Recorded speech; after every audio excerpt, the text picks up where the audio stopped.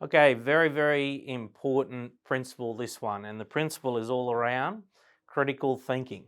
There's a little saying that every bad idea started out as a good idea.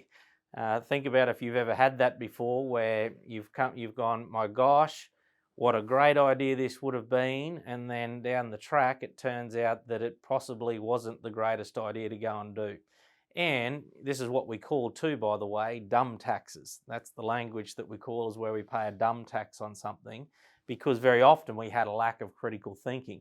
Now, you also know that you've paid a dumb tax in your life, because if I said to you that you can unwind any three financial decisions in your life, chances are that you would be in a better financial state if you could go and do that. I certainly know if that was true for me, I would be in a better position if I could unwind three of my dumbest decisions, right?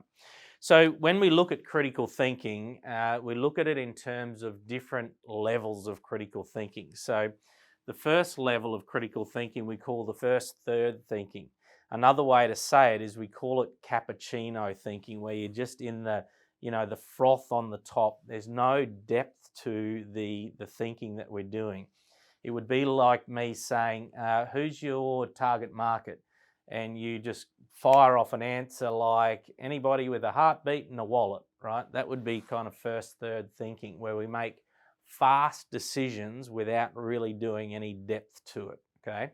Dangerous, dangerous place to make decisions on strategic decisions if we're doing first, third thinking. So then you go to second, third thinking, which is where the thinking's getting a bit deeper. So we're starting to ask better quality questions around, same question, who's your target market? Great. Well, I might go and survey my customers and find out what's the demographic, what's the geographic, where do they buy, what's their habits, what's their trends, all of this type of stuff, where we start doing, more deeper thinking. And then you've got what's called third thinking, which is really where we're starting to take into account, when we're making decisions, what's the not only the first order consequence, but what's the second and third order consequences of going and making decisions, right?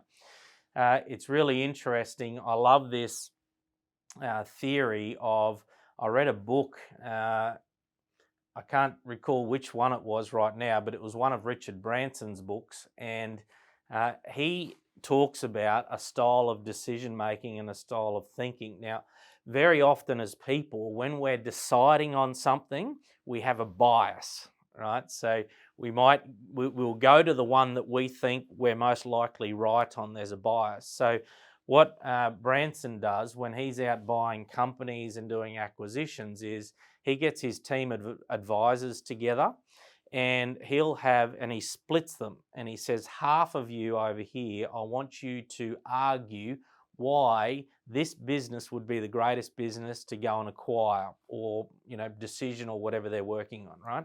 And the other half, he says, I want you to do what? Argue why it's the dumbest, worst business to go and buy. And they go and lock themselves in a room and they have this debate. Now, the genius of the critical thinking is, after they've done that for half a day or whatever, guess what they have to do?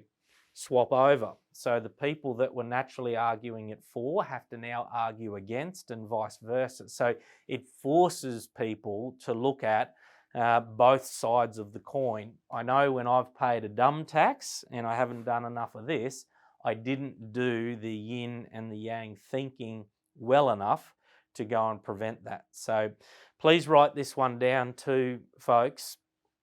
The highest form of leverage in a business is critical think time. So final little piece on this is, how much time do you actually set aside to stop, sit down and do thinking?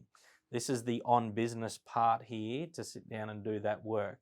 But I know the more that I do this, very often the better decisions I make and the better outcomes that I go and get. So know that, are we running down the road off first, third thinking, or are we actually doing third thinking in terms of the consequences as we go along? One of the things that we'll do a lot of in coaching, and you'll become a master of this, is third thinking, to help our decision making down the track. All right, enjoy this one. Hugely important strategy. Let's go have some fun doing some thinking. Bye for now.